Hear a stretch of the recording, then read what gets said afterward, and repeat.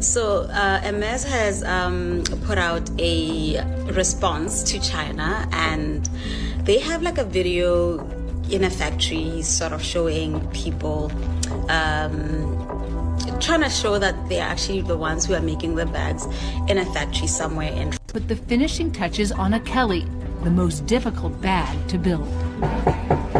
It starts with 30 distinct cuts of leather and can take 20 hours to complete, 4 hours for just the handle. There are no manuals or cheat sheets. Artisans rely on their training and muscle memory to make every bag.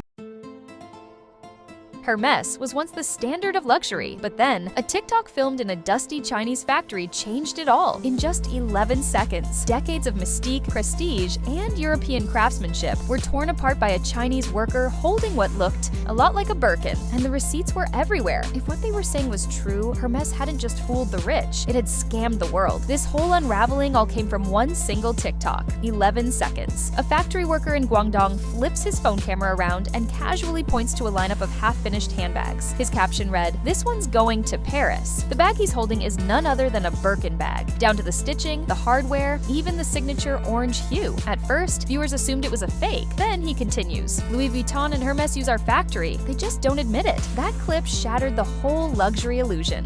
Luxury bags carefully handcrafted in China. The viral TikToks from Chinese factory workers, the internet is now in a frenzy over claims that some of the most iconic designer bags are actually born in the... For years, Hermès maintained that its bags were handcrafted in France by artisans trained for years. People who'd spent tens of thousands on exclusive bags were now realizing they might have bought into a fantasy stitched together in a factory thousands of miles away.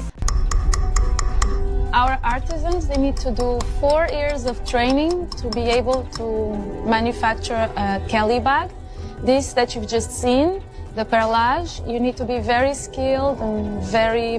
Once the first video blew up, and the truth was out, similar clips began pouring in from all over China, factories showing off rows of crocodile leather, silk linings, and embossed logos that looked way too perfect to be dupes. Some of Hermès products are made in China. Towers are from Fuyue in Shandong. They also make products for Chanel and IKEA. Beddings are from Yue in Shandong. Men's shoes are from Shachi in Shandong. Tableware are from Gaochun in Jiangsu. Artisans filmed themselves cutting, stitching, and assembling what appeared to be high-end bags. They weren't going to be hidden anymore. One video flat out showed a shelf of handbags labeled H, complete with French-style serial tags. Another factory. Workers smirked and said, "We make them better than Paris." Then came the breakdowns. Influencers and fashion experts zoomed in close, analyzing zippers, stitches, and leather grain. It was my first time shopping at Hermès, and let me tell you how it went. We got a lot of requests, do Hermès next. And that's why we're here in the Highland Park. One YouTuber compared a Guangdong Birkin to a verified resale piece from the Real, and the craftsmanship was almost identical. Others traced supply chains and sourcing labels, linking Chinese factories not just to Hermès, but to Chanel, Dior, and Gucci. But it was the numbers that stopped everyone cold, $200. That's how much, according to one factory manager, it costs to produce a Hermès-style Birkin bag. Compared to its boutique price of $38,000, the profit margin was more than bizarre. Fashion fans, resale experts, and even finance influencers started pulling out calculators, running cost estimates, and laying the numbers bare for their followers. Suddenly, the idea that luxury came from superior craftsmanship felt like a slap in the face. Hermès had always justified its sky-high prices with mystique, the years of artisan training, the exotic leathers, the limited releases. But the receipts said otherwise. TikTok sleuths unearthed interviews, supply chain records, and former employee confessions. One former logistics worker claimed that some bags were even repackaged in Europe after being assembled in China, just to maintain the illusion of made in France.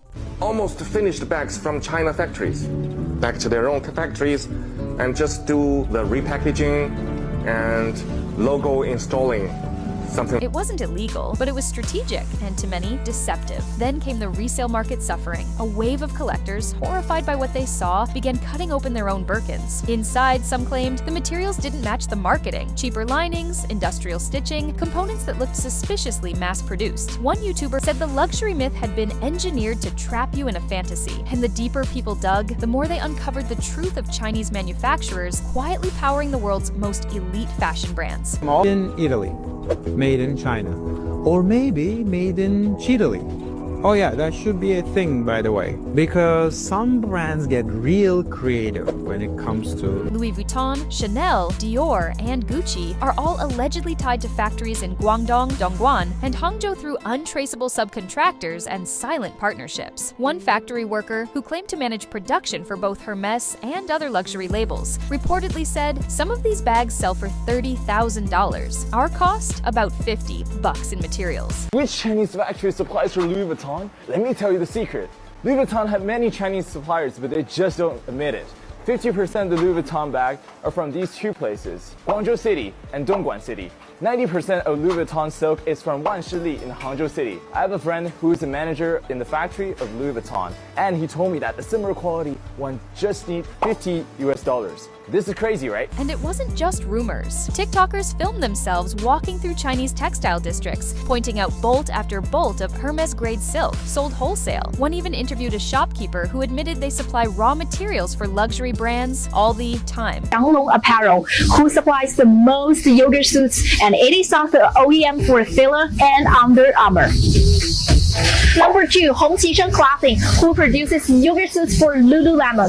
Lululemon sells this jacket for nearly $100, but here only costs you $6 to $5 with similar fabric and quality. Some factories didn't even hide their involvement. They openly advertised on Alibaba-style sites, showcasing capabilities for logo embossing, premium exotic leather cutting, and European quality finishing. One creator hit the original factory video with a brutal caption: "This is why your rent's late and your credit card is maxed. You didn't buy a bag, you bought a scam." The clip racked up 14 million views in 72 hours, and it wasn't alone. Dozens of content creators piled on with their take as well. Finance influencers jumped into the discussion too. One accused the entire luxury industry of being a bubble propped up by branding and buyer delusion. On YouTube, exposés of Hermès gained millions of views. But what stung the most wasn't the price tag, it was the betrayal. Hermès didn't just sell products, they sold dreams. Dreams of exclusivity, craftsmanship, and heritage. TikTok was filled with overwhelming evidence and broken loyalists to the brand. Videos dissecting bag linings, serial codes, and zipper patterns began trending globally. I spent over $100,000 of my own money dissecting luxury bags, cutting them open, analyzing every stitch,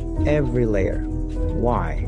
Because I had to know what made those bags so. The fury spilled offline too. In Hong Kong, protesters reportedly showed up outside an Hermès boutique waving signs that read "Greed in Orange." One influencer filmed herself throwing a Kelly bag into a trash bin while yelling, "I'm done with heritage lies." It was symbolic, and it went viral. Hermès, once the idea of quiet wealth, was now the face of overhyped deception. The backlash wasn't just about Hermès, it was a public unmasking of luxury itself, a confrontation between what consumers were told and what they were shown. And in that moment, the old cover-up of scarcity, secrecy, and seduction was no longer working. The internet had flipped the narrative for good. The silence from Hermès was deafening, but louder than any statement was the sound of celebrity support vanishing overnight. The same icons who once flaunted Birkins with pride began wiping their socials clean. Cardi B, known for her rainbow collection of Birkins worth 6 figures, quietly deleted a post showing off her prized bags. Kim Kardashian issued a short corporate-sounding statement. She was re-evaluating brand partnerships. And Victoria Beckham, famous for using Birkins as gym bags, canceled her appearance at an Hermès pop-up without explanation. It was clear that no one wanted to be the face of a brand now accused of selling a billion-dollar lie. Celebrity endorsements are the source of luxury outreach, and their withdrawal sent shockwaves through the industry. Influencers followed suit, quickly distancing themselves, and some even making apology videos for hyping up a scam. But the most devastating blow came from the resale market. Pre-owned Birkins often resold for 2 or 3 times retail, backed by a myth that they were rare, handmade, and timeless. But not anymore. Listings on StockX and Vestiaire Collective fell into a demotion. Prices dropped by 40%, then 50%, then more. Resellers panicked. One user posted, "I spent $90K investing in Birkins. Now I can't flip them for half that." The trust was broken, and the secondary market that once kept Hermès on its pedestal was now dragging it down too. Investors grew skittish, and fashion houses watched in horror as Hermès' influence crumbled in real time. In just one afternoon, Hermès stock reportedly dropped billions in market value. The luxury sector, long considered a protected industry, suddenly looked weak. LVMH, Gucci, and Chanel all saw their stocks dip drastically, with investors bracing for more factory whistleblowers to emerge. Behind the scenes, panic set in. Hermès allegedly called an emergency board meeting. What followed was a move no one saw coming: global price cuts, up to 30% off in some markets. First in Asia, then quietly spreading to Europe and the US. The goal was simple: retain just enough brand loyalty to prevent a full-scale collapse. But to the public, it felt like surrender. For a brand that weaponized scarcity, slashing prices was the equivalent of setting fire to its own story. One TikToker posted, "When Hermès starts offering discounts, you know the end is near." The luxury fantasy had officially lost its grip. As Hermès spiraled, other brands tried to stay ahead of the fallout. Louis Vuitton trimmed prices on select models in Asia. Rolex dropped its notoriously inflated authorized dealer premiums in Hong Kong. The message was clear: everyone was scared. The exposure of one ghost factory had set off a domino effect threatening to take down the entire luxury system. Internally, Hermès was spiraling. During a reported emergency call, the CFO allegedly delivered a brutal truth: "If we don't act now, our brand equity dies in 6 months." So they acted fast. Global price cuts were just the start. Crisis. Consultants were brought in. Emergency PR teams drafted damage control strategies. And one of the first moves was a heavily edited factory tour video showing smiling artisans stitching leather in pristine workshops. But viewers weren't buying it. Commenters pointed out that the factory looked nothing like the ones shown in the TikToks. "This is PR cosplay," one user wrote. "We've seen the real factory already." Chinese consumers, once the engine of luxury's global growth, were turning their backs. TikTok comments from Chinese users were accusing Western brands of exploiting their labor while selling to them inflated products built by their own people. "We're done playing dress up for Europe," one user wrote.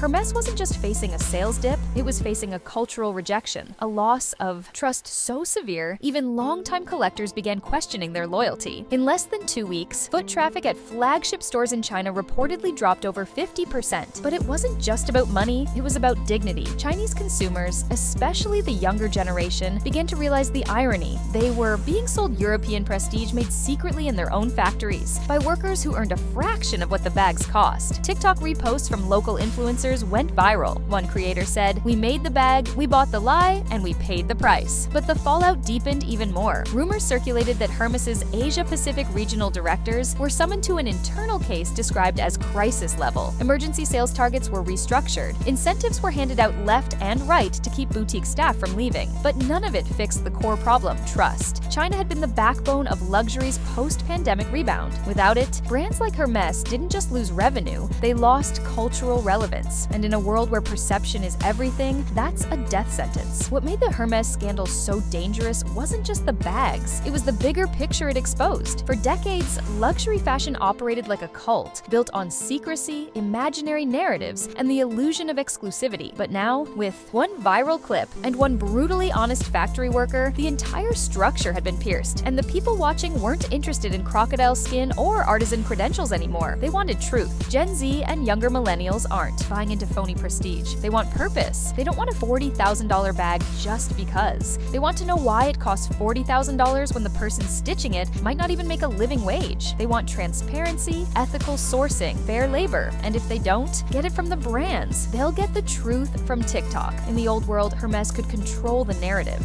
It could ignore questions, hide behind PR statements, and let scarcity do the talking, but not anymore. Now, the story spreads faster than any press release would, and the people telling it are filming everything from factory floors to cost sheets and are pulling apart luxury's illusion of lies. As Hermès falls, every other brand is quietly bracing for their own fallout. If another whistleblower steps forward, or if one more video goes viral, the entire luxury house could collapse. Because this isn't about one scandal, it's about a business model betraying everything customers thought they could trust. The truth is, Hermès may not survive unless it does something no elite brand has ever dared: radical transparency, real wages, true sourcing, honest pricing. If they don't tell the story, Unfortunately, TikTok already will, and the next generation of consumers aren't falling for fairy tales. Hermès built an empire on authenticity and luxury, and Chinese factory workers just tore both apart. With trust shattered, resale prices tanking, and celebrities backing away, the orange box doesn't shine like it used to. The luxury illusion has cracked, and what spills out could break down the entire industry as we know it, because the truth is out there, and in a world that's seen the receipts, status is no longer enough. The clock is ticking, and the next chapter, it's already being written, one viral video at a time.